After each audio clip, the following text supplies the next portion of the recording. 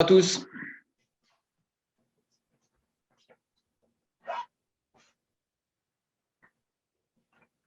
Je crois que c'est bon, on peut commencer.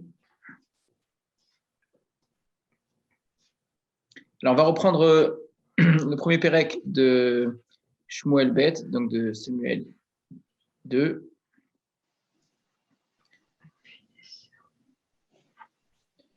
Voilà. On avait longuement parlé la fois dernière de l'histoire du Nahar, du jeune homme amalekite. On a essayé de montrer que c'est en fait une sorte de double identité et il joue là-dessus. Devant David, c'est un homme d'Israël. Devant Shaoul, c'est un homme d'Amalek. Et il essaie de jouer là-dessus. Une question qu'on avait posée à la fin, c'est mais est-ce que son histoire est vraie ou pas? Est-ce qu'effectivement ce qu'il a dit est quelque chose qui est honnête et sincère? C'est-à-dire que vraiment le texte nous aurait caché au départ cet élément-là, nous aurait raconté la mort de Shaoul sans avoir dit qu'en fait elle s'était produite de cette façon-là, et qu'ensuite le texte nous révèle la façon dont Shaoul est mort. Il ne faut pas en être sûr.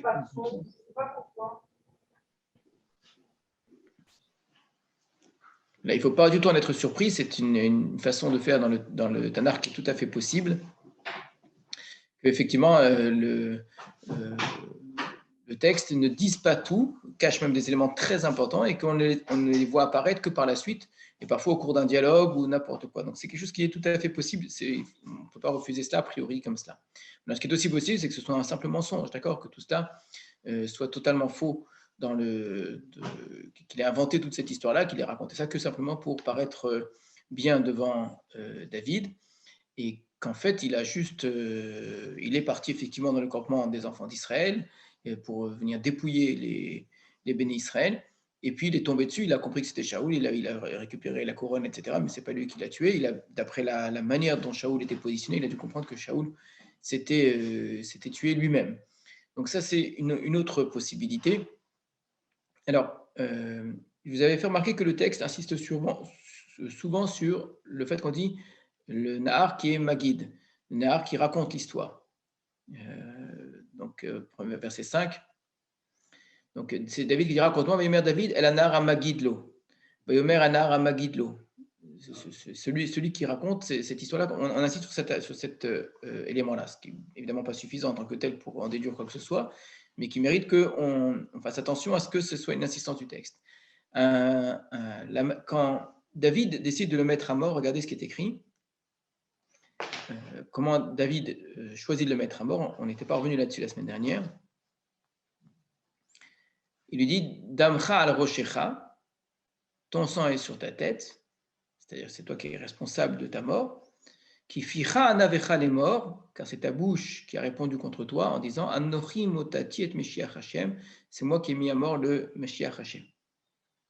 Donc, même cette phrase, on peut l'entendre de deux façons. Ça peut être tu l'as vraiment tué, et je sais que tu l'as tué parce que c'est toi qui l'as dit, donc c'est sur la base de ce que tu as dit, ou bien c'est parce que tu as dit cela que je te mets à mort, mais qu'en fait, il aurait pu lui dire David, je te mets à mort parce que tu as tué Meshiach Hashem.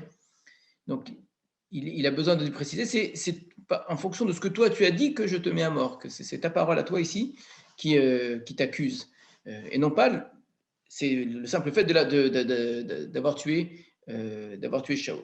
Donc, le fait que David, une fois de plus, ait besoin d'insister que ça passe par une parole, ça laisse la possibilité en tout cas de dire, et si ça se trouve, c'est faux. Alors peut-être c'est vrai, mais c'est peut-être faux aussi ce que tu as dit. Mais le fait d'avoir dit une chose pareille suffit à te condamner à mort. Alors, encore une fois, on imagine mal que quelqu'un qui dit une chose qu'on ne croirait pas serait suffisant pour être mis à mort. Il y a probablement cette insolence, cette arrogance, la façon qu'il a de parler.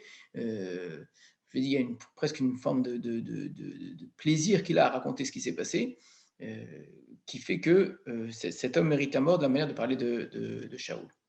Alors, il y a un autre texte qu'il faut voir. Un peu plus loin, David, on n'aura pas le temps de le voir ce soir, parce que je voulais qu'on termine le Pérec, mais un peu plus loin, David va revenir sur cette histoire, et il va préciser que c'est parce qu'il lui a raconté qu'il a été mis à mort, encore une fois. Donc, c'est une histoire qui va arriver plus tard, parce qu'il va se produire quelque chose d'un peu comparable, où des gens vont penser bien faire en allant voir David, après avoir tué quelqu'un qu'eux considéraient comme étant l'ennemi de David. C'est des traîtres, hein. C'est des gens qui sont du côté de Shaoul, qui font partie de l'armée de Shaoul, qui sont au service d'un des fils de Shaoul qui est encore vivant, et qui vont le mettre à mort et vont s'empresser d'aller le raconter à David. Et David va les tuer. Et il va dire, celui qui était venu me raconter, je l'avais déjà mis à mort. Et il insiste encore une fois sur le fait que c'est le récit ici qui semble avoir joué l'élément essentiel et pas, il ne dit pas celui qui avait tué Shaoul, je l'ai mis à mort. Maintenant, le dernier autre endroit qu'il faudrait voir, c'est dans Divrei Hayamim, les chroniques. Quand on raconte toute cette histoire, on ne raconte pas du tout en fait cette histoire, tout simplement. C'est-à-dire qu'il n'y a que la première version qui est racontée, simplement la version où Shaoul demande à son écuyer de le tuer, qui refuse, et Shaoul se tue lui-même, et on n'a pas cet autre élément. Même cela, ce n'est pas suffisant comme preuve. Hein. Le fait que Divrei Hayamim ait fait l'impasse complètement sur l'autre partie, ça ne prouve rien, ça ne prouve pas que ça ne soit pas produit de cette façon-là. Divrei Hayamim peut faire le choix, et fait le choix généralement simplement de raconter les éléments essentiels, et de savoir comment est-ce que Shaoul a été mis à mort, comment est-ce que c'est arrivé à David, comment David a réagi. Ça ne fait pas partie ici de l'histoire importante, donc ce n'est pas une preuve non plus suffisante, mais vous voyez qu'il il plane un certain doute auquel il faut rajouter le fait que le texte a fait attention à ne pas reproduire exactement ce qui s'est passé. Pour des choses qui sont des détails, hein, mais malgré tout, si on avait eu exactement ce qui s'était passé, et ça aurait été normal hein, de trouver cela, tout à fait normal, que ce soit on a un remplacement entre Kherev et Khanit, l'épée et la lance. On a d'un côté les archers qui vont bientôt toucher Shaoul, alors qu'ici ce sont les parachim, les cavaliers. Si on avait exactement la même chose, et voici que les archers approchaient et que Shaoul donc reprenez dans le texte comment c'est écrit ici, et que Shaoul donc je l'ai vu sur son frère, sur son épée, alors que les archers l'approchaient, la ressemblance avec le texte précédent nous aurait obligé à considérer que c'est vraiment ce qui s'est passé, parce que d'où lui qui serait venu après aurait su ce qui s'est passé. Donc le fait qu'on n'ait pas exactement la même chose, ça donne peut-être une sorte d'indice dans le texte pour nous faire entendre qu'en fait Shaoul s'est vraiment tué, il est vraiment mort à ce moment-là, et que ce que fait cet homme-là, c'est un grand mensonge en fait. Tout ça pour espérer récupérer une certaine gloire, une richesse et une reconnaissance de la part de David, et ça se rajoute à tout ce qu'on a montré la fois précédente, comment est-ce que son discours change entre le moment où il arrive devant David, comment est-ce qu'il se présente comme quelqu'un qui vient d'Israël, du campement, de la guerre, quoi, pour finalement être un Amalekite. On sent qu'on a affaire à quelqu'un d'assez fourbe. Alors, un autre point important concernant ce personnage, et c'est là non plus pas du tout anodin, que on a tout d'un coup l'apparition d'un Amalekite dans l'histoire de Shaoul. D'accord. C'est clair que c'est quelque chose qui fait pour nous surprendre, parce que Shaoul n'avait pas terminé la guerre contre Amalek, et c'est un petit peu la raison de sa mort tragique ici. Donc il y a une très forte ironie dans l'apparition de ce Amalekite. Alors, maintenant, de fait, au même moment, David, lui, n'était pas du tout là-bas, on l'a vu. Donc, au même moment, David, lui, était quelqu'un qui était dans le sud d'Israël, rappelez-vous, pour retourner à Keïla. Or, lui aussi a eu affaire à des Amalekim. On retrouve des Amalekim dans les deux histoires, ce qui est quand même assez étrange, que les Amalekim soient à ce point des personnages secondaires, mais secondaires dans deux histoires qui, elles, se retrouvent ici. Et il y a quelque chose de très ressemblant dans ces deux histoires qui nous permettent de mieux appréhender ce que sont les Amalekim. Je vous avais déjà fait la remarque la fois dernière. Ici, ça se confirme une fois de plus. Et de mieux comprendre, dans la guerre contre Amalek de manière générale, de génération en génération, les Amalekim sont des gens qui s'attaquent aux personnes faibles, sont les gens qui s'attaquent de manière lâche, qui d'une certaine façon, recherchent la force. Et là où il y a de la force, il y a une certaine forme d'autorité, de pouvoir. Là où il y a faiblesse, chez eux, ça justifie la possibilité de soumettre, d'humilier ou de jeter. Parce qu'ils avaient un Amalekite avait un serviteur égyptien, un esclave égyptien, qu'il avait certainement dû kidnapper, qui était malade, il le jette sur le bord du chemin sans lui donner ni à manger ni à boire pour qu'il meure de faim. C'est ce qui est donc il y a une sorte de rejet de la faiblesse. Tout ce qui est faible chez eux n'a pas lieu d'être. Les Amalekim, quand ils attaquent Israël, attaquent là où il y a les faibles. Et là aussi, le Amaleki en question prend Shaoul dans le moment de faiblesse, le pire qui soit, un homme en train d'agoniser. Et c'est là qu'il est fort, et c'est là qu'il est au-dessus de lui. Il y a quelque chose d'insupportable là-dedans. Et dans son esprit, s'il va le raconter à David, il sera récompensé pour cela. Parce qu'il a terminé ce travail, on pourrait presque dire, pour achever, adoucir la fin de Shaoul, alors qu'on sent que c'est bien autre chose chez lui. Donc on retrouve quelque chose de tout à fait comparable, c'est que les Amalekim ont un rapport à la faiblesse, aux situations de maladie, aux situations de souffrance, aux situations d'errance, d'égarement, de difficulté, où ça donne le droit de profiter de cela. C'est quelque chose qu'il faut entendre parce que c'est une autre forme de morale qui va être théorisée à la fin du 19e siècle et ensuite au 20e siècle, où une forme de... où on va considérer que la morale dans laquelle nous vivons aujourd'hui et pendant longtemps en Occident, qui est une morale qui consiste à défendre la veuve, l'orphelin, le pauvre, etc., que du moment que quelqu'un est en difficulté, il y a un devoir de lui venir en aide. Certains ont considéré que c'est ce qu'on appelle la morale du pauvre, c'est une force du pauvre même, que les Juifs ont inventé et ont transmis au christianisme, qui lui-même ensuite l'a imposé au reste des nations. C'est-à-dire c'est une morale de culpabilisation. L'idée a été développée par Nietzsche, elle a été reprise ensuite par le nazisme. Je ne cherche pas à identifier l'un à l'autre, j'essaie juste de vous montrer qu'il y a une sorte de généalogie, d'ailleurs c'est le terme du livre de Nietzsche, la généalogie de la morale, que considérer que la personne faible doivent être prises en considération, doivent être aidées, ça affaiblit l'ensemble du clan, l'ensemble de la société. Si vous prenez dans la nature, il n'existe pas de lion malade, il n'existe pas d'animal malade, c'est impossible. Même de plantes qui seraient abîmées, etc. Des lions malades, obèses, etc., vous en trouverez dans les zoos, dans les cirques, etc. Et ils pourront vivre de très très longues années. Donc, dans la nature, il n'y a pas de place à la faiblesse. Il y a une sélection naturelle, dirait l'autre. Il y a une forme d'opposition des uns contre les autres. Il y a un combat pour la survie, et c'est le plus fort qui s'en sort. Alors, appliquer ça à la société humaine, pour nous, ça paraît une évidence que c'est immoral. Or, on peut très bien imaginer, et c'est ce que certains ont fait, une sorte d'autre morale, qui est la morale de la puissance, qui est la morale de l'énergie, une sorte de... que si ce que je recherche, c'est un homme plus fort, une société plus puissante, que ce qu'il y a que les meilleures qualités soient mises en avant, et bien au contraire, je vais pousser à une forme d'élitisme et à une forme de... Je vais accepter le combat qui existe dans la société entre les plus forts et les plus faibles, les plus riches et les plus pauvres, les plus intelligents et les moins intelligents, etc. Et ça va permettre à mettre en avant les meilleures qualités et que les plus faibles soient mis sur le bord du chemin.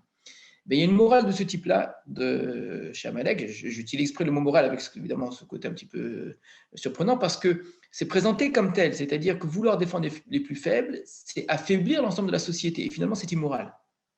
Vous avez certainement entendu parler du premier projet du nazisme, une fois que c'est mis en place, avant de faire des camps de concentration pour les juifs, c'était un projet d'élimination des personnes psychologiquement malades, toutes les personnes faibles.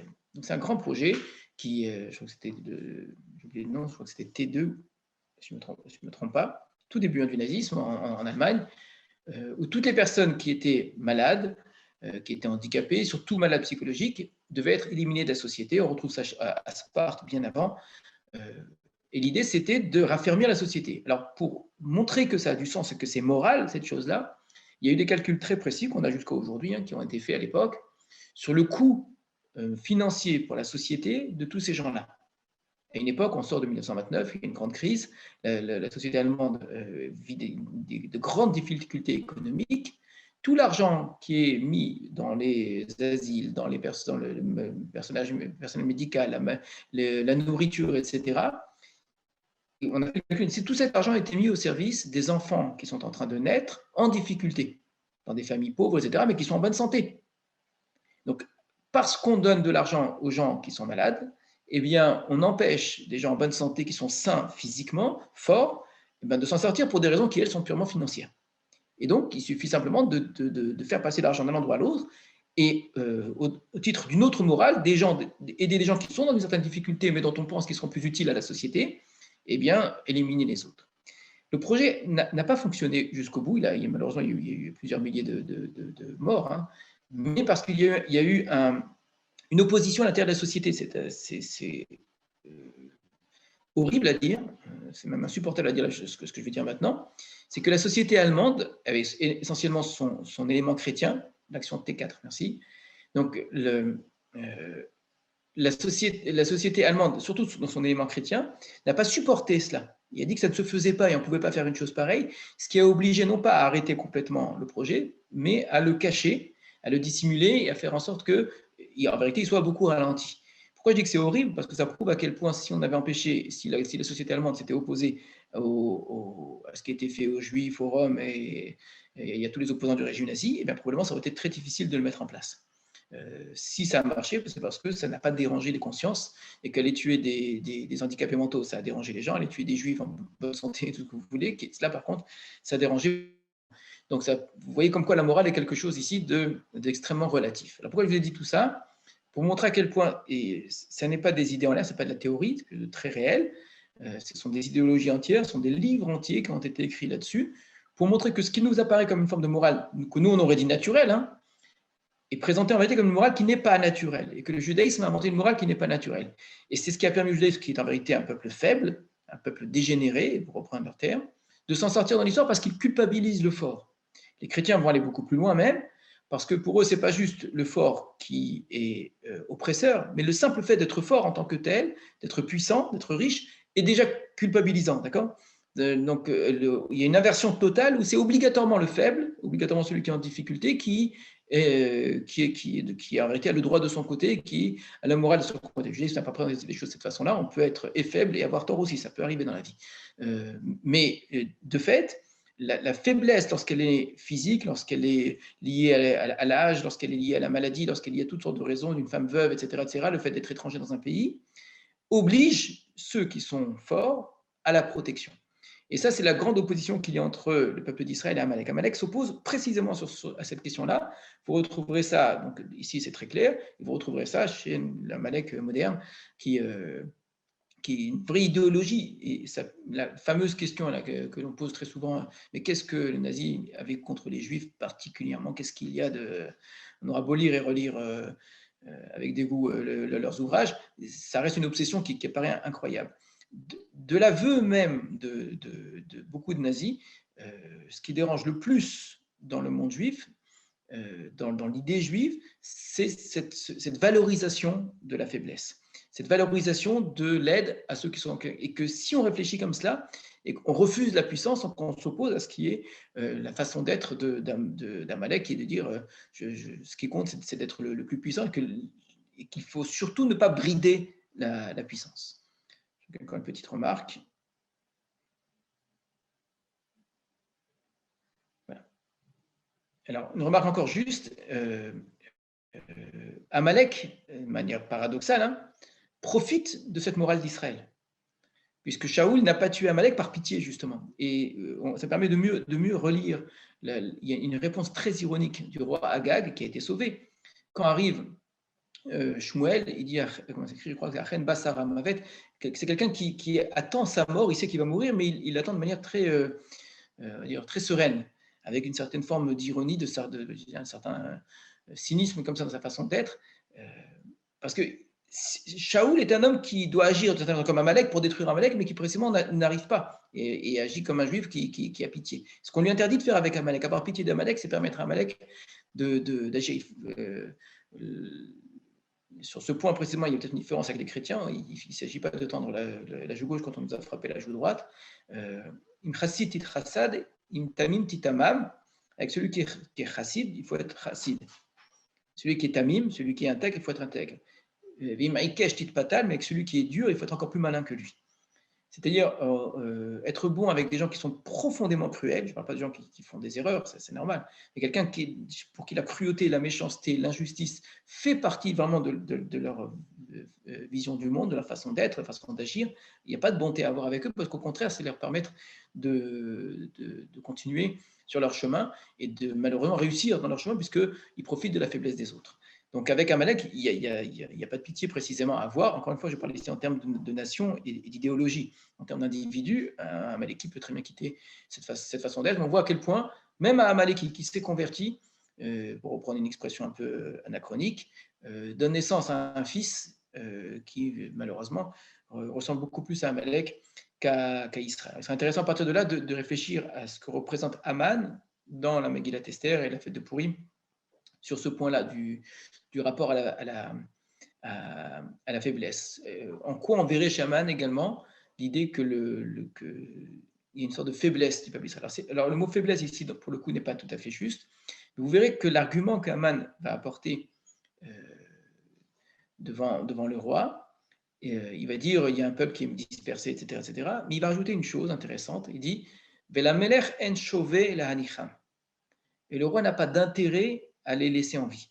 C'est-à-dire que je vais juger de la raison de vivre de quelqu'un, d'un peuple tout entier, hommes, femmes et enfants, en fonction de l'intérêt que je peux en avoir. Et là, c'est une vision typique, effectivement, de Amalek et de ce qu'on a vu plus tard dans le nazisme, c'est-à-dire que est-ce qu'une personne est utile à la société ou pas, ce qu'on avait à Sparte ou ailleurs, c'est-à-dire c'est la société qui compte, et l'État, et l'idée de la valeur de la vie humaine par elle-même, même dans la halakha, même quelqu'un qui va vivre encore quelques secondes, j'insiste bien, sa vie est considérée comme une vie éternelle, et qu'on a le droit d'être Mechalel Shabbat, de transgresser le Shabbat, pour aller y sauver une vie qui pourtant ne va pas durer. Parce que même une vie de quelques secondes, ça reste une vie humaine et qu'il faut sauver à tout prix. Et, on est dans une sorte de valorisation de la vie qui fait que la vie dans tous les états, qu'elle soit, de difficultés, de maladies, etc., a une valeur qui est éternelle. Il y a eu un moment, il y a moins une quarantaine d'années, je ne sais plus, une grande discussion à la Knesset sur ce qu'on appelle l'euthanasie. Alors, le mot euthanasie n'est peut-être pas le plus approprié, c'est-à-dire le fait d'abréger la vie de quelqu'un qui le demande, qui est en grande douleur, qui a grande souffrance. C'est vraiment lié à notre sujet par rapport à Shaoul, sauf que pour lui, ce n'est pas une question de douleur et de souffrance, mais quelqu'un qui a besoin de mourir et qui demande clairement qu'on le mette à mort. D'accord ? Donc, est-ce que c'est quelque chose qui est autorisé ou pas ? Donc, il y a eu toutes sortes de discussions. Ils sont revenus justement sur la table, tout ce que je vais citer au sujet du projet T4, etc., que pour beaucoup de juifs israéliens, c'est inimaginable de faire une chose pareille parce que ça renvoie historiquement à des comportements qui ne sont pas ceux du peuple d'Israël, mais ce n'est pas des arguments extrêmement forts. Et à l'époque, on avait interrogé le professeur Yeshayahu Leibovitch à la Knesset. Il avait dit une chose qui m'intéresse parce que souvent, on s'attend pas, pour ceux qui le connaissent, on ne s'attend pas nécessairement à ça de sa part. Il dit une chose qui est très simple, qui se tient en une phrase. Il dit, vous jugez de quelque chose que vous ne saisissez pas. Il dit, la question de la vie et de la mort est une question métaphysique. C'est une question par essence métaphysique. C'est-à-dire, le passage de la vie à la mort, ou de la mort le passage de l'essence, c'est des questions qui n'appartiennent pas à l'humain. Métaphysique, il ne faut pas le comprendre que ça appartient à Dieu, etc. C'est-à-dire que la problématique, la question des valeurs et de la morale qui s'applique à ça, est de nature métaphysique. Aider quelqu'un en situation de difficulté, c'est une question morale, sociale, qui est de l'ordre de l'humain. Mais mettre à mort quelqu'un, c'est-à-dire à toucher à tout ce qui est à la vie, c'est de l'ordre de la métaphysique. À partir de là, nous n'avons pas, nous, le droit, au nom de n'importe quelle logique, même la plus logique qui soit, même la plus juste a priori, de toucher à cela. C'est-à-dire que la vie humaine, n'utilise même pas le terme qu'elle ne nous appartient pas, qui est le terme généralement utilisé dans la halakha, que la vie ne nous appartient pas et qu'on ne peut pas décider même pour soi-même si on doit vivre ou mourir, d'accord ? Mais sans utiliser ce langage-là de est-ce que ça m'appartient ou pas, ce n'est pas une question de propriété. C'est une question que l'acte de mise à mort, c'est faire un choix métaphysique qui nous dépasse en vérité. Et que même si je comprends très bien la nécessité de le faire, je n'ai pas le droit d'entrer dans ce qui ne m'appartient pas. Ce rapport à la vie, qui est quelque chose de métaphysique, il y a quelque chose ici de très juif, effectivement, et qui fait que ce qui nous oppose à Amalek, où Amalek est là dans la domination du monde, dans une maîtrise du monde, une puissance où tout m'appartient, il n'y a pas de crainte de Dieu, il n'y a rien qui soit hors de l'humain, et à partir de là, ce qui compte, c'est de s'en sortir. Alors c'est un long détour que j'ai fait, mais qui me paraît utile pour bien mettre en perspective un petit peu différents éléments qu'on a vu dans Sefer Shmuel, et sur lesquels on ne reviendra pas plus tard jusqu'à Megillat Esther, donc ça en valait la peine. Voilà, alors on va continuer une fois que David a tué ce Nahar-là, ce jeune homme.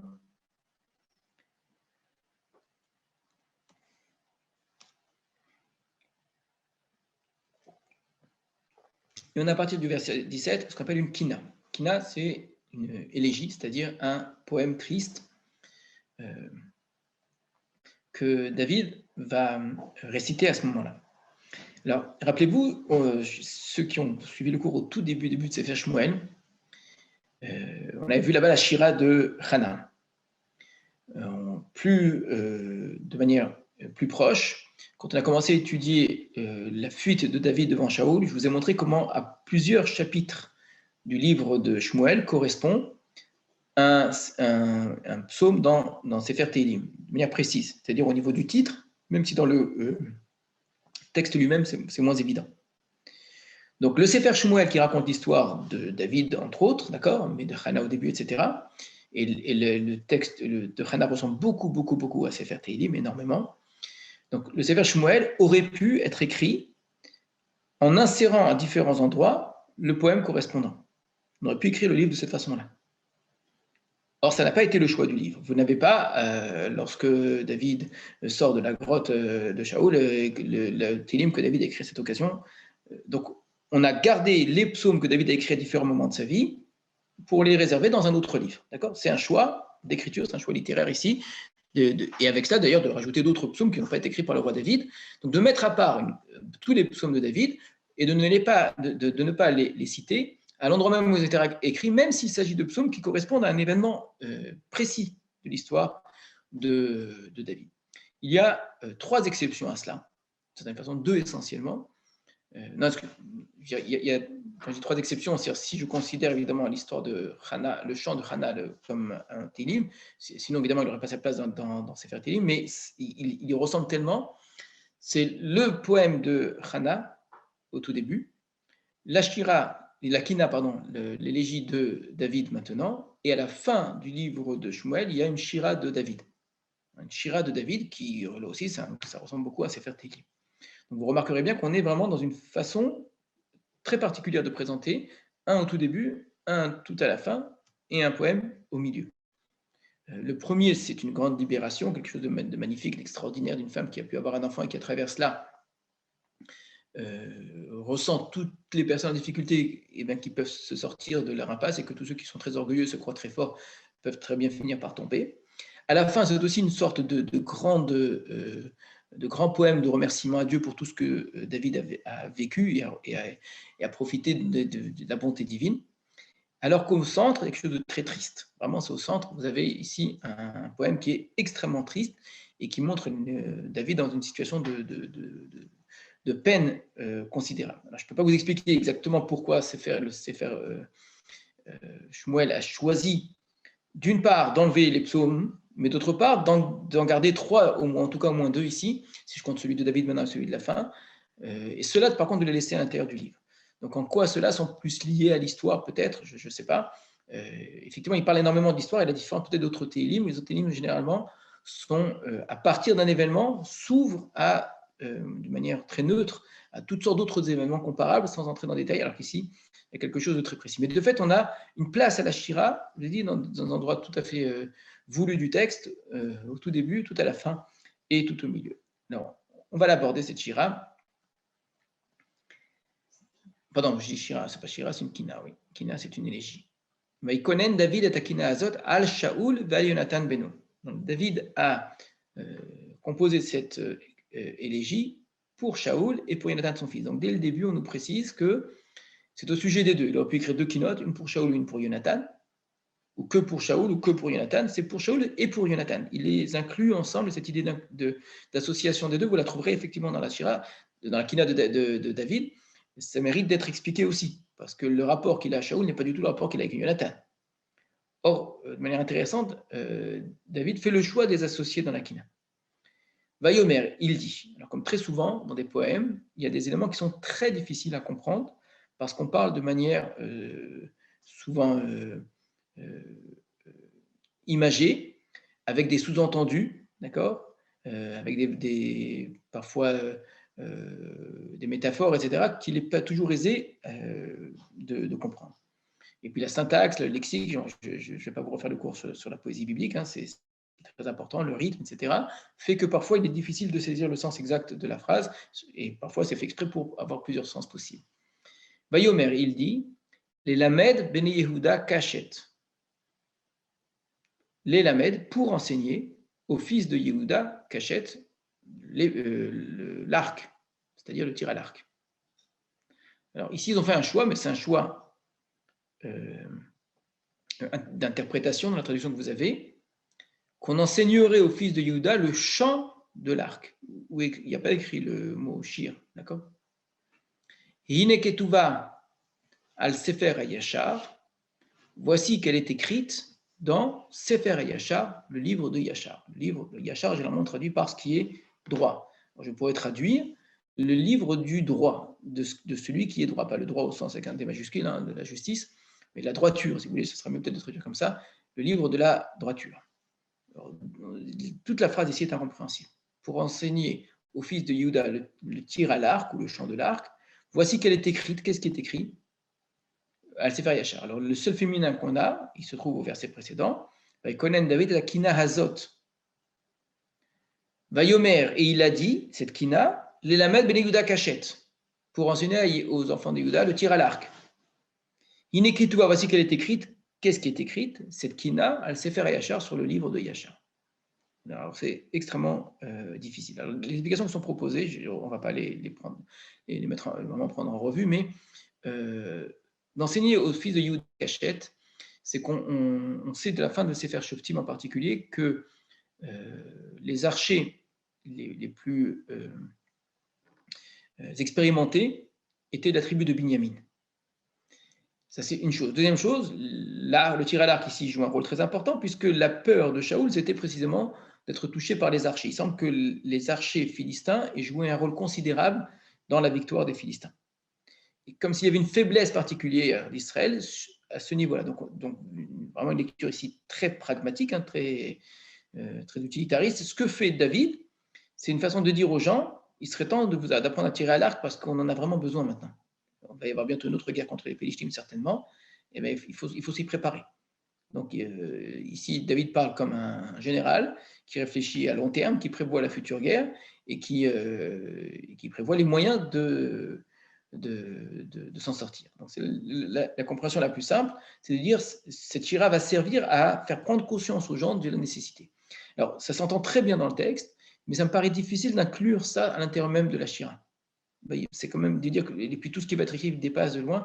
C'est pour ça que j'ai le sentiment qu'il y a probablement autre chose dans cette phrase-là, mais que je ne suis pas capable de vous dire. Je ne suis simplement pas satisfait de l'explication habituelle. Je pense qu'il y a une métaphore d'autre chose, quelque chose qui n'est pas nécessairement d'ordre militaire dans ce que dit David, mais encore une fois, je peux pas, j'ai simplement pas d'autre explication. Ensuite, on me dit Hine Ketouba al Sefer Hayashar, voici qu'elle est écrite dans le Sefer Hayashar. Le Sefer Hayashar, on en parle une seule autre fois dans le Tanakh. On en parle dans le Sefer Shoftim, au 3e chapitre de Sefer Shoftim. Si vous voulez, on va aller le voir, ce sera plus simple.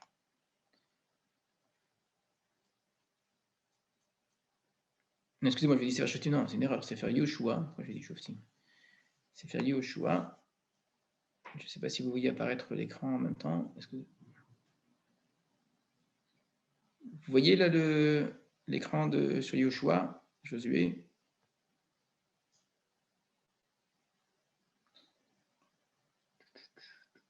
Non, attendez, non, je ne dis pas de bêtises. Non, c'est bien, non, c'est bien Sefer Shoftim. Non, c'est Sefer Shoftim, excusez-moi. Je ne m'étais pas trompé au départ.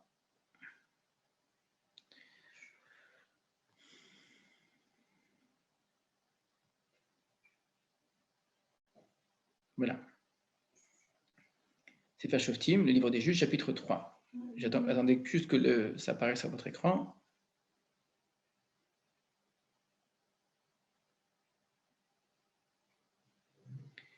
Donc, au chapitre 3, on nous parle dans les chapitres précédents des guerres que le peuple d'Israël a menées pour la conquête d'Israël et des guerres qu'il n'a pas menées, justement. Et n'ayant pas mené certaines guerres, il y a certains peuples qui continuent à s'installer dans le pays d'Israël et qui vont poser problème par la suite. Et à ce sujet-là, on le dit au verset 2, Rak, leman da'at dorot ben Israël, afin que sachent les générations futures des fils d'Israël et la Meda Milchama, pour leur enseigner la guerre. Vous avez vu leur ressemblance avec notre texte, où David dit que c'est pour enseigner la guerre, pour enseigner le tir à l'arc.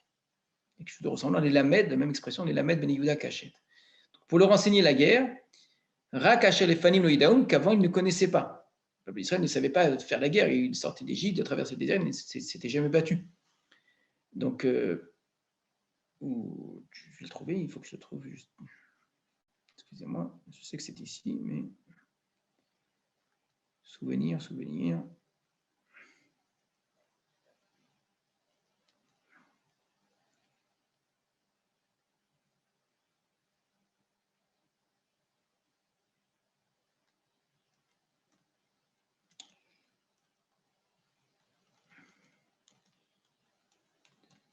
J'avais associé les deux de tête, comme ça, vous voyez, comme quoi il faut vérifier avant. Mais... Excusez-moi. Bon, là, je le chercherai, c'est dommage de vous faire perdre votre temps. Je vous le chercherai, je vous le retrouverai. En tout cas, le mot Sefer Yachar apparaît également dans ce contexte. Ce ne sera pas difficile de le retrouver. Où on retrouve l'idée d'un livre qui existe et qui est cité dans le Tanakh. Alors, la Gemara va parler de cela, de Sefer Yachar, et elle va proposer 3 possibilités. Que le Sefer Yachar, ce serait le livre de Bereshit, que ce serait le livre de Devarim ou que ce serait le livre de Shoftim. Parce que le mot Yachar apparaît dans ces 3 livres-là, dans des contextes différents. Alors le mot Yachar n'apparaît pas dans Bereshit, mais on considère que les Avot, les ancêtres, sont appelés Yesharim, les gens qui sont droits. Dans le livre de Devarim, il y a écrit Sita Yachar ben Hashem, tu feras ce qui est droit aux yeux d'Hachem. Et dans le livre de Shoftim, là par contre c'est négatif, il y a écrit Ishkol Yachar ben Aviase, chacun faisait ce qui était droit à ses yeux. Alors, au niveau du pshat, aucune de ces 3 explications n'est satisfaisante, on peut pas les accepter, puisqu'on est en train de parler dans Sefer Shmuel, on est en train de dire que la Kina de David, elle est écrite dans le Sefer Yachar, donc aucun des 3 livres qu'on a cités n'est écrit à cette époque-là, et donc c'est pas possible une chose pareille. Alors le Midrash s'en sort très bien en disant que c'est annoncé, qu'on va trouver des versets dans ces 3 livres qui annoncent en fait l'idée que David est en train de mettre en place ici, du tir à l'arc ou d'autres choses, etc. Il semble au niveau pshat, et ça c'est extrêmement intéressant quand on étudie le Tanakh, qu'il existait des livres, et c'est les livres les plus anciens qu'on possédait, après la Torah, qui circulaient à l'époque de Sefer Shmuel, etc. Le Tanakh que nous avons a été compilé, mis en page, ordonné, etc., à l'époque de Anshik Knesset Hagedolah, à l'époque de la Grande Assemblée, et encore après, jusqu'à l'époque de la Mishnah, on va encore canoniser quel livre entre ou pas dans le Tanakh. Donc, ça ne veut pas dire que le Tanakh s'est écrit exactement comme nous l'avons, dans l'ordre où ça a été écrit. On a exactement les livres qui sont apparus au moment où ils sont apparus. Pour certains livres, on dit Megillat Esther, la Braïta va dire elle-même, Megillat Esther, dans le livre de Megillat Esther, on voit très bien que c'est Esther et Mordechai qui ont écrit des Higuerot, des lettres. Mais le livre dit qu'ils ont écrit des Higuerot, ce qui veut bien dire que le livre que vous avez devant vous, ça n'est pas la Higuerot de Megillat Esther. On cite la Higuerot qu'elle a envoyée. Alors, probablement une grande partie de Megillat Esther a été écrite par Mordechai et Esther, mais qui a terminé le travail, a probablement apporté quelques éléments d'introduction, de conclusion, etc. La Braïta le dit clairement, c'est Anshik Knesset Hagedolah, c'est les hommes de la Grande Assemblée. Ce n'est pas des siècles plus tard, c'est quasiment la même époque. Mais le livre que nous avons de Megillat Esther a été écrit à partir d'un matériau qui l'a précédé. Et c'est probablement vrai pour d'autres livres. Le livre de Yirmiya, par exemple, les névoies de Yirmiya. Yirmiya, à un moment, a l'obligation d'écrire sa névoie sur un rouleau, un parchemin, qu'il doit avaler, qu'il doit manger. D'accord ? Alors, cette histoire du rouleau, elle a toute une histoire. Il va se produire d'autres choses, que son secrétaire va devoir écrire, Baruch ben Neria, etc., qui prouve bien qu'il y avait un matériau qui est un texte qui n'est pas encore le livre de Yirmiya, qui est un élément qui va servir au livre de Yirmiya par la suite. Le livre de Yirmiya va être écrit à partir de textes qui avaient été gardés. Et dans Masechet Megillah également, on va dire qu'en Israël ont eu des dizaines de milliers de prophètes qui avaient des prophéties. Et le texte dit, alors dans ce cas-là, où elles sont toutes ces prophéties? On a dit ce qui a été Nitan Likatev, ce qu'on a permis d'écrire, c'est-à-dire de perpétuer, c'est uniquement ce qui a été considéré comme étant utile pour les générations futures. Ce qui veut dire qu'on avait d'autres textes qui circulaient à l'intérieur du peuple d'Israël, que les gens gardaient, de tels prophètes qui avaient dit telle chose, etc., d'histoire des rois, et qui avaient probablement même beaucoup de valeur à certaines époques. Si c'est une névoie d'un prophète, c'est très important. Sauf que lorsqu'il s'agit de décider c'est qu'est-ce qui est le Tanakh, eh ben, on a mis de côté certains textes en disant que ça n'est pas nécessaire de les transférer de génération en génération.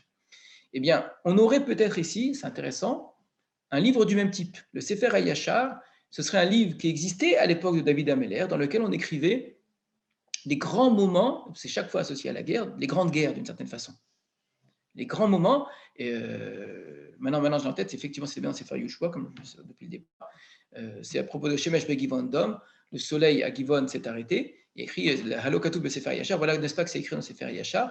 Donc c'est une grande guerre extraordinaire où le soleil s'arrête à l'époque de Yoshua. Et donc on retient cela comme un épisode important. Le livre de Yoshua n'est pas écrit au moment où Yoshua meurt. Le livre de Yoshua va être écrit plus tard, mais il y avait déjà des éléments qui étaient écrits. Les gens avaient déjà commencé à écrire, et il y avait un livre qui était Sefer Yachar, qui était une sorte de Tanakh avant l'heure, si vous voulez, de certains grands événements. Comme ça va être vrai pour certaines chroniques, comme ça va être vrai il y a un autre livre qui ressemble beaucoup, d'après certains, c'est le même d'ailleurs. À l'époque de Shlomo, on dit à Sefer Hashir, pas Sefer Yachar. Sefer Hashir, c'est les mêmes lettres, mais inversées.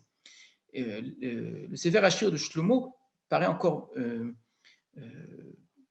mieux, on pourrait dire comme explication par rapport à toutes celles qu'on a apportées, parce qu'un livre qui servirait à garder la mémoire des grands événements, des grandes victoires militaires essentiellement, dans lequel Dieu a agi, dans lequel il s'est passé des choses importantes, et qu'on a voulu transmettre de génération en génération, pourquoi est-ce qu'on l'aurait appelé Yachar, droit?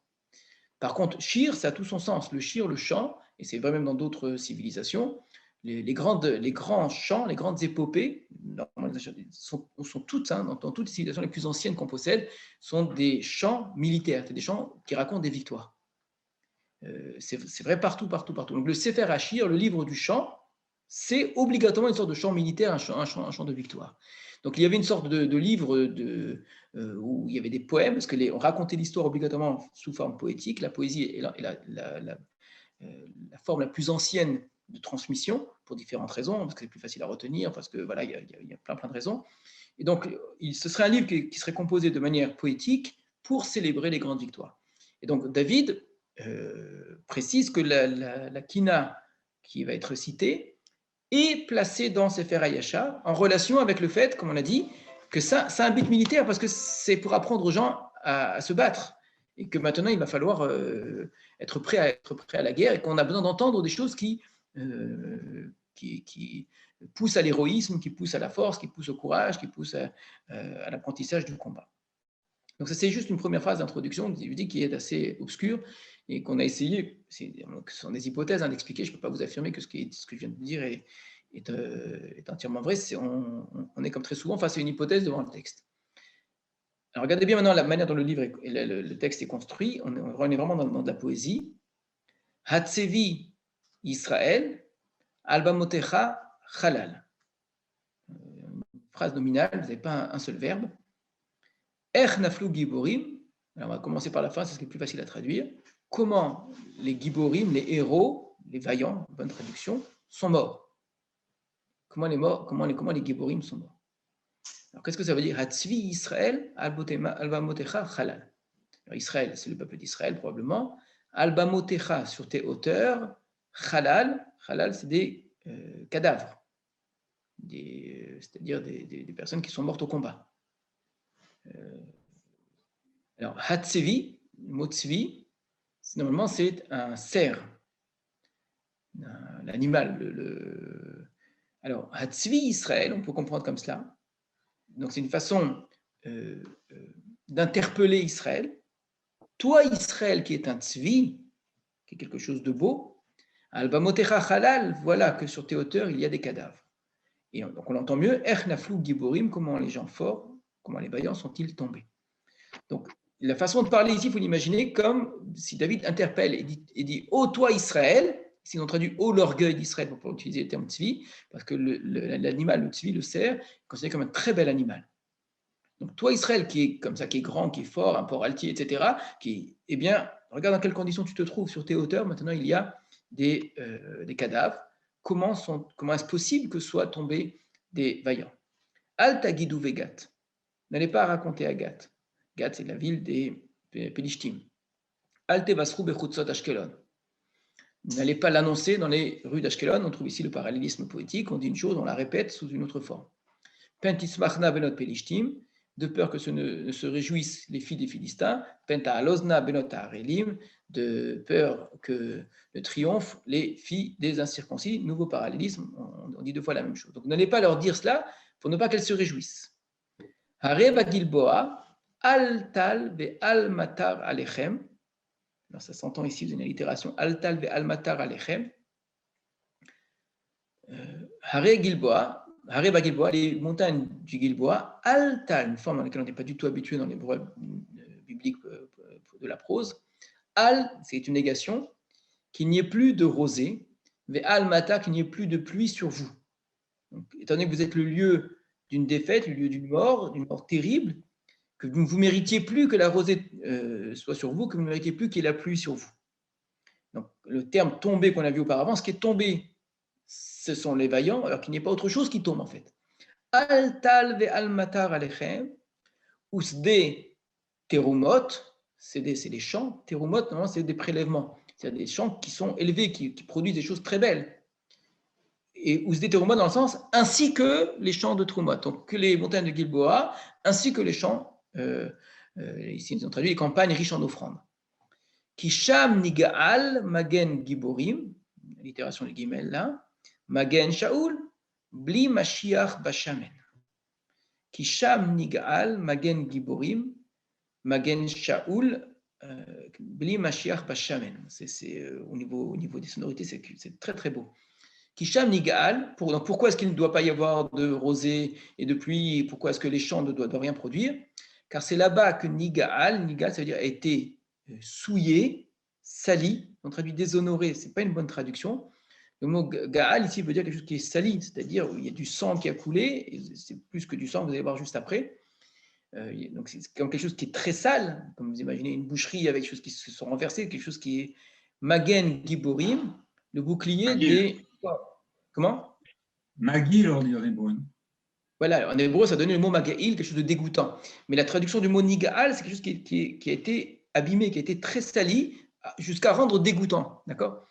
Magen Giborim, donc, car c'est là-bas que le bouclier des héros a été souillé. Il reprend Magen Shaoul, le bouclier de Shaoul, Bli Mashiach Bashamen, qui ont traduit qui plus jamais ne sera oint d'huile. C'est une mauvaise traduction. Je dis parce qu'on est très simplement embêté. Hein. Traduction simple, après on va essayer de comprendre. Bli Mashiach Bashamen, sans que ce soit oint d'huile. Alors c'est à quoi sans que ce soit oint d'huile? Qu'est-ce qu'elle veut dire cette phrase? Alors, eux, ils ont traduit on ne va plus la oindre d'huile. Qui est-ce qui ne sera plus oint d'huile? Shaoul qui ne sera plus jamais oint d'huile. Il n'y a aucune raison que Shaoul soit à nouveau oint d'huile. On est oint d'huile qu'une seule fois au moment de la royauté. Ben, c'est sûr que parler de Mashiach, alors que dans le même chapitre un peu plus loin, c'est comme ça que David lui-même a appelé Shaoul, qui est Meshiach Hashem. C'est évident que quand on dit Mashiach, ça évoque Shaoul qui est Meshiach Hashem. Sauf que je pense que ce n'est pas du tout ce que dit David là, même s'il fait exprès d'utiliser un langage qui va parler de Shaoul, mais de manière évocatrice. C'est-à-dire qu'il faut distinguer ce que dit David et ce qui, en vérité, ce qu'il connote. C'est deux choses différentes. Un bouclier, quand on l'utilisait, on mettait de l'huile sur le bouclier pour que les flèches ou les coups d'épée glissent dessus. Donc le bouclier était souvent en métal, parfois on mettait dessus des pots ou peu importe, et juste avant d'aller au combat, on mettait de l'huile, et chaque fois on remettait de l'huile pour que les flèches puissent glisser plus facilement et d'être protégées. Donc Magen Shaoul, le Magen de Shaoul a été gnigal, il a été sali, pas par l'huile qu'on a mis dessus, au contraire, s'il était de l'huile qu'il y avait dessus, il serait brillant, au contraire, il montrerait la force, la puissance. Il était sali par le sang de Shaoul en vérité. Bli Mashiach Bashamen, comme s'il n'avait pas été oint d'huile. C'est comme si ce bouclier n'était pas une bonne protection. Maintenant, c'est très subtil ce que dit David ici. Shaoul, quand j'observe la scène, j'ai l'impression qu'il avait un bouclier de mauvaise qualité, dont on n'a pas fait ce qu'il fallait, comme ce n'est pas été oint d'huile. Mais le sous-entendu est beaucoup plus fort que cela.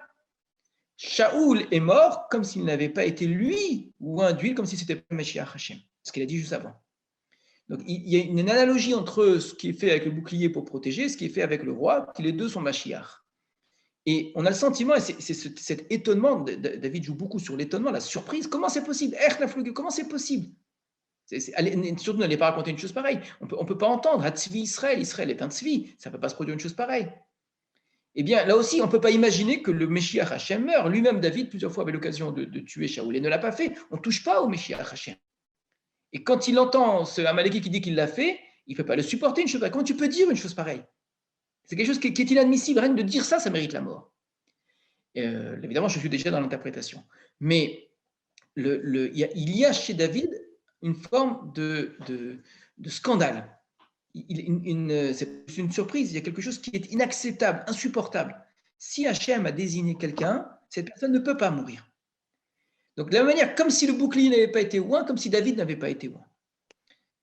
Midam chalalim echelev giborim, du sang des cadavres, donc des victimes, mais chelev giborim, de la graisse, excusez-moi, c'est très descriptif, hein, des héros, c'est quand la flèche traverse un corps, il n'y a pas que du sang qui en sort. Alors quand on lit cela à la suite du verset précédent, on associe au mot nigal, que le magen giborim, que le bouclier des héros a été souillé par le sang des chalalim. Or, là aussi, c'est subtil. En vérité, quand celui qui entend reste lié au verset précédent, alors qu'en fait, il renverse complètement. Midam chalalim mechelev giborim keshet Yehonatan nasog achor. La flèche de Yehonatan n'est jamais revenue. C'est-à-dire, rappelez-vous, Yehonatan qui tirait à l'arc pour rencontrer David, c'était aussi par le tir à l'arc. Il y a quelque chose de très lié à Binyamin et le tir à l'arc. Quand Yonatan tirait, il ne manquait jamais sa cible sortait toujours avec du sang et de la graisse. C'est-à-dire qu'il visait toujours juste et il touchait les personnes. Becherev Shaoul, et l'épée de Shaoul, l'otashuv rekam, elle ne revenait jamais vide. Donc voilà ce que sont les héros. Ce sont des giborim, ce sont des gens qui ont toujours vaincu. Shaoul vit Yonatan. Regardez, je dis l'association. Quand il parle de Shaoul, il parle de Yonatan, et ensuite il les associe ensemble. Shaoul et Yonatan, hane ahavim veneimim bechayehem uvmotam lo nifradu. Hane ehavim, qui étaient aimés, veneimim, qui étaient agréables bechayehem durant leur vie. On peut dire qu'ils étaient aimés entre eux, qu'ils s'aimaient l'un l'autre, mais qui étaient aimés par les autres également. Je vous l'ai déjà dit, Shaoul, malgré toutes les critiques qu'on pourra lui porter à juste titre, il n'en demeure pas moins que par rapport au peuple d'Israël, est un roi qui était très aimé, et rares sont les rois qui peuvent prétendre cela. Mais David lui-même, même Moshe Rabbeinu ne peut pas prétendre une chose pareille, d'avoir été aimé par le peuple. Donc David, à ce titre, a été un très bon roi. Il était très aimé par le peuple. C'est un homme qui n'était pas corrompu, c'est un homme qui ne profitait pas des richesses, qui ne cherchait pas les honneurs, quoi que ce soit, qui a toujours défendu son peuple. Uvmotam, donc eux qui étaient aimés, à leur mort, l'onifradou ne se sont pas séparés. Alors cette phrase, les gens ne le savent pas, elle est très souvent reprise aujourd'hui, depuis longtemps déjà, lors des enterrements ou parfois sur des pierres tombales, etc. Quand vous avez un couple, on dit ceux qui sont aimés durant leur vie, durant leur mort, ne se sont pas séparés. Et les gens ne savent pas qu'en fait on parle de Shaoul et Yonatan dans la version d'origine. Minesharim Kalou, ils étaient plus légers que les aigles, mais Arayot Gaveru, ils étaient plus forts que les lions. Donc ils étaient très forts entre eux, et ils sont allés jusqu'au bout de leur association, eux qui ont toujours été extrêmement courageux et forts. Bnot Israël, fille d'Israël, El Shaoul Bechena, pleurez pour Shaoul, Hamalbishechem Shani, lui qui vous a habillé de Shani, c'est on traduit généralement le pourpre. Imadanim, avec des magnifiques vêtements.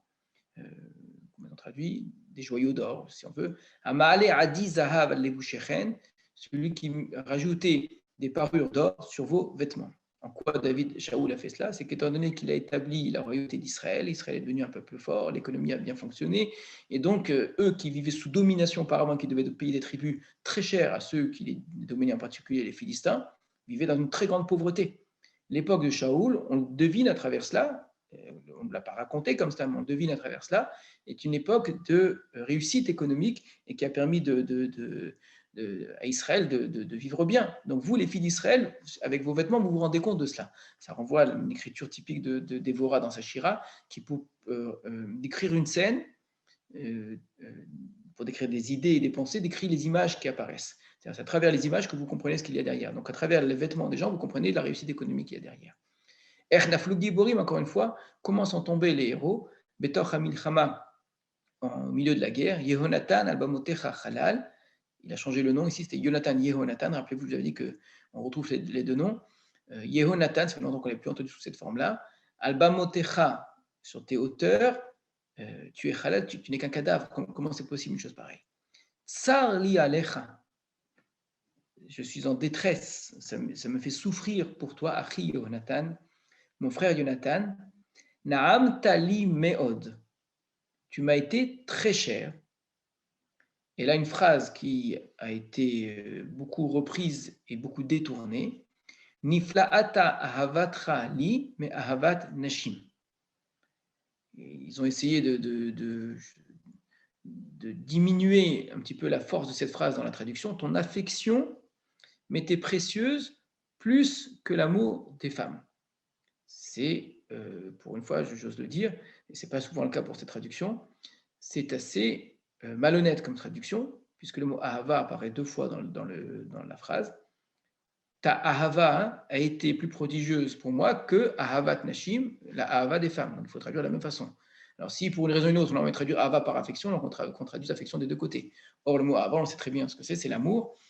Ton amour pour moi, alors c'est une traduction, ou bien ahavatra, l'amour que j'ai pour toi, li, chez moi, est plus grand que l'amour des femmes. Alors, les deux traductions ici, c'est-à-dire ahavatra, li, est-ce que ahavatra, littéralement, ça veut dire ton amour, mais même en français, le mot, quand je dis ton amour, ça peut être l'amour que tu me portes, ou bien l'amour que je te porte. C'est aussi ton amour, c'est-à-dire l'amour que j'ai pour toi. Et le mot li, il peut signifier ton amour pour moi, ou bien pour moi, voilà comment je considère l'amour que j'ai pour toi. Donc ça peut être dans les deux sens. Je choisis personnellement, clairement, une seule des deux lectures à partir des textes que nous avons vus précédemment, que l'amour pour Jonathan envers David est beaucoup plus fort, en tout cas beaucoup plus expressif, que l'amour de David pour Jonathan. David est même suspect de ne pas aimer Jonathan complètement, puisqu'il va le suspecter de peut-être lui mentir, ce que Jonathan prend très mal. Tu me fais croire que ton père ne me veut pas de mal en vérité parce que tu veux me livrer à ton père, etc. Ce qui prouve un manque d'amour, s'il ose manquer de confiance comme ça à Jonathan, ce que Jonathan lui avait fait remarquer. C'est à l'inverse, Jonathan a un amour, et depuis le départ, on avait clairement dit que lorsque Jonathan voit David, la toute première fois, David c'est un jeune homme là, qui dit qu'il va aller tuer le géant Goliath, il y a un amour immédiat de Jonathan pour David. David semble même pas remarquer la présence de Jonathan. On avait dit d'ailleurs, rappelez-vous, que Shaoul avait aimé David, que Michal, la fille de Shaoul, donc la sœur de Jonathan, aussi avait aimé David, le terme amour qui revient à chaque fois. Mais l'amour de Jonathan a quelque chose de nifla. Nifla, il faut vraiment comprendre ce que ça veut dire, c'est pas précieux, là aussi c'est une mauvaise traduction. C'est pas du tout le mot naïm, encore, on pourrait traduire par précieux, ce qu'ils ont traduit ici, par, comment ils ont traduit Naam Taliméod, ta perte m'accable. Non, ça va pas. Non, ça va pas du tout. Donc naïm, encore on pourrait traduire par quelque chose qui m'est précieux, quelque chose qui m'est agréable, etc. Nifla, c'est quelque chose qui est prodigieux, incompréhensible. Le mot péli qu'on trouve plusieurs fois dans le Tanakh veut dire quelque chose qui généralement renvoie au miracle.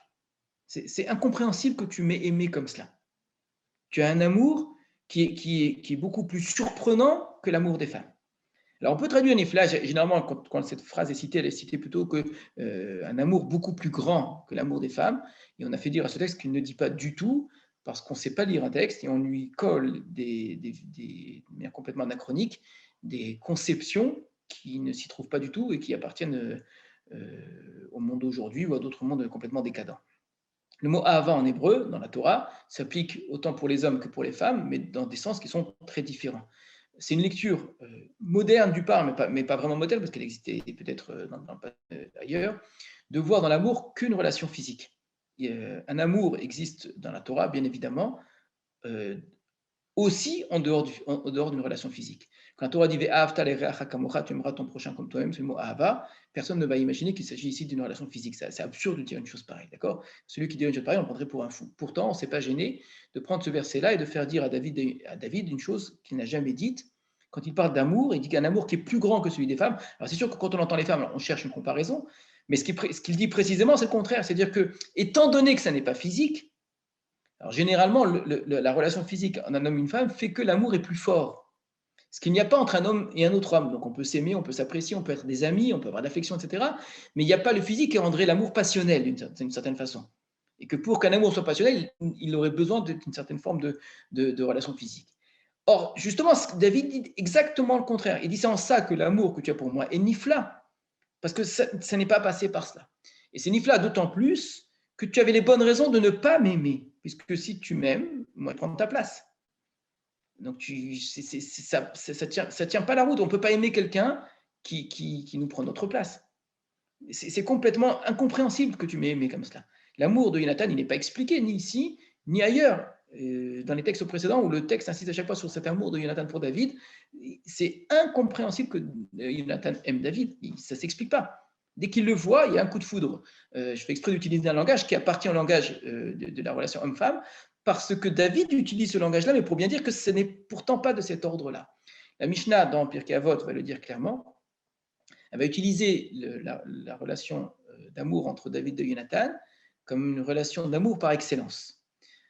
On peut dire une sorte de prototype même de ce qu'est l'amour parfait. On va dire Kol Ahava, Shetluya Badavar, Batla Ahava, Batel Adavar, Batla Ahava. Tout amour qui dépend de quelque chose, une fois que la chose tombe, l'amour tombe avec.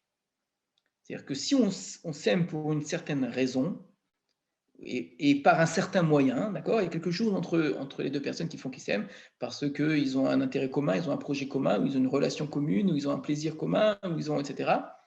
Le jour où la chose ne se trouve plus là, eh bien l'amour tombe. C'est-à-dire qu'en vérité, l'amour est tout à fait accessoire.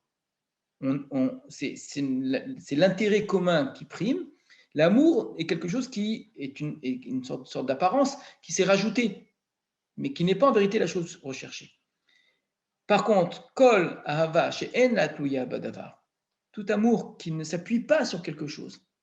Il n'y a pas un objet, un lien autre que l'amour lui-même. C'est simplement, on s'aime, et on va évidemment, alors comment ça fait que les gens s'aiment, pourquoi est-ce qu'on n'aime pas tout le monde comme cela? Il y a bien quelque chose qui justifie cela, mais c'est autre chose de dire qu'il y a une raison à l'amour que de dire qu'il y a un objet de l'amour. C'est-à-dire qu'il n'y a rien d'autre, il n'y a pas de davar, il n'y a pas de chose, et donc il n'y a pas de relation physique, rien du tout. Eh bien, Batel Davar, même si une chose qui a pu au départ servir peut-être à la rencontre, si cette chose tombe, eh bien, l'amour reste quand même le Batla Ahava. Donc c'est l'inverse, c'est que les choses qu'il y a entre eux, elles sont accessoires à l'amour. Donc le fait qu'on s'aime va faire qu'on va faire plein de choses ensemble, et c'est très bien ainsi. Mais finalement, même si on ne les fait pas, on s'aime quand même. Alors que dans l'autre amour, c'est quand on fait ces choses-là, eh bien, qu'on s'aime, et quand on ne les fait plus, ben, on ne s'aime plus. D'accord?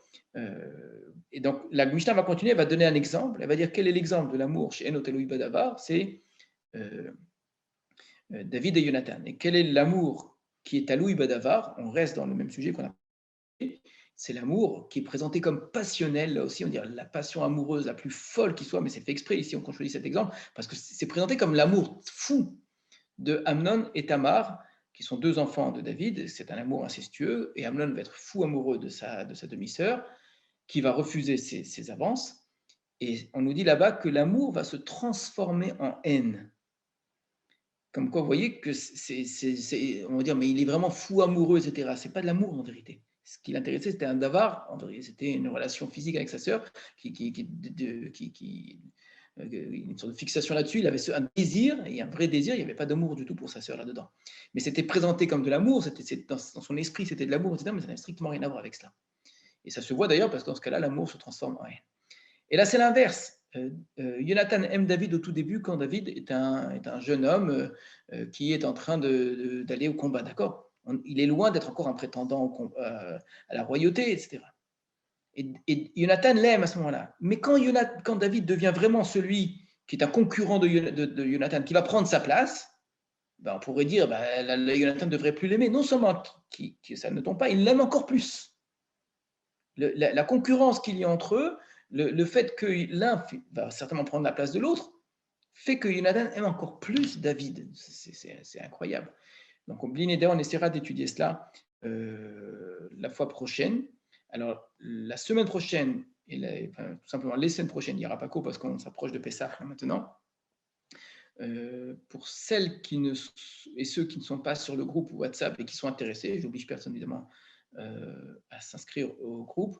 Je vais vous donner mon numéro de téléphone, ça vous permettra d'être prévenu quand un cours est annulé parfois au dernier moment ou s'il y a des petits changements, et également de recevoir, si ça vous intéresse, les cours enregistrés simplement par audio pour les réécouter ou les écouter si vous n'avez pas pu les suivre. Donc, où est-ce qu'on met ça? Je vous trouve dans le fil de discussion le numéro de téléphone.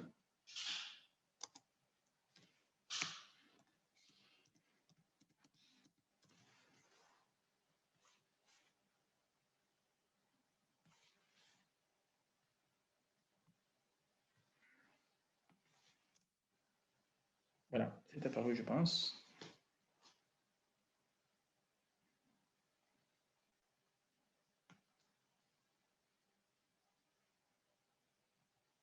Voilà, à bientôt.